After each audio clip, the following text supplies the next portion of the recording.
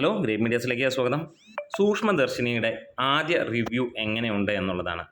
സിനിമയ്ക്ക് മികച്ച രീതിയിലുള്ള റെസ്പോൺസ് തന്നെയാണ് ആദ്യ കാഴ്ചക്കാരിൽ നിന്ന് ലഭിക്കുന്നത്. പ്രത്യേകിച്ച് പെർഫോമൻസിൻ്റെ കാര്യത്തിൽ ബേസിലിൻ്റെ കാര്യങ്ങൾ നമുക്ക് പറയാനില്ല.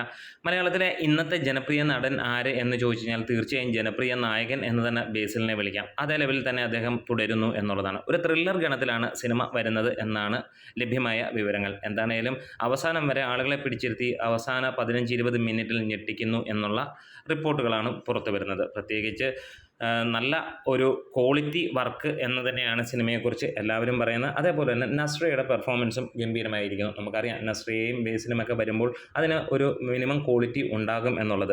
സിനിമ ടോട്ടലി ഒരു പോസിറ്റീവ് തന്നെയാണ് ആളുകൾ പറയുന്നത്. എന്തായാലും മറ്റൊരു ഹിറ്റ് സിനിമ എന്നുള്ളതാണ്. സൂപ്പർ ഹിറ്റോ മെഗാ ഹിറ്റോ എന്നുള്ളതല്ല.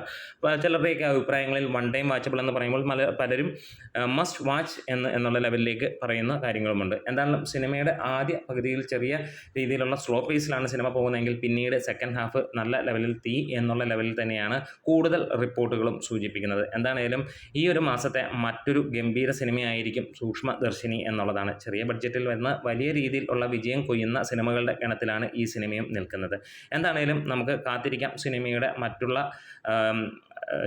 റെസ്പോൺസും കാര്യങ്ങളുമൊക്കെ വരുന്നത് വരെ. അതായത് അടുത്ത ഷോയും ഒക്കെ കഴിഞ്ഞ് വരുമ്പോഴത്തേക്ക് സാധാരണ ആളുകളിൽ നിന്ന് ഉള്ള റെസ്പോൺസ് നമുക്ക് കിട്ടും. എന്താണേലും ഒരു ക്വാളിറ്റി വൈസ് മിനിമം ഗ്യാരണ്ടിയുള്ള ചിത്രം എന്ന് തന്നെയാണ് എല്ലാവരിൽ നിന്നും ലഭിക്കുന്ന ഒരു റിപ്പോർട്ട്. പ്രത്യേകിച്ച് ഫാമിലിയെയും കുട്ടികളെയും അതേപോലെ തന്നെ ഒരു സാധാരണ സിനിമ കണ്ടുപോകാൻ ആഗ്രഹിക്കുന്നവരെ ഒക്കെ ഇഷ്ടപ്പെടുത്തും എന്നുള്ളതിന് യാതൊരു സംശയവുമില്ല. എന്താണേലും ത്രില്ലർ ഗണത്തിൽ വരുന്ന ഈ ഒരു ചിത്രം വലിയ ഒരു ഹിറ്റ് ആകട്ടെ എന്ന് ആശംസിക്കുന്നു. എന്താണേലും നമുക്ക് തിയേറ്ററിൽ നമുക്ക് കാണാം. നമ്മുടെ വീഡിയോസ് ഇഷ്ടമായാൽ സപ്പോർട്ട് ചെയ്ത് തരണം. Great medias.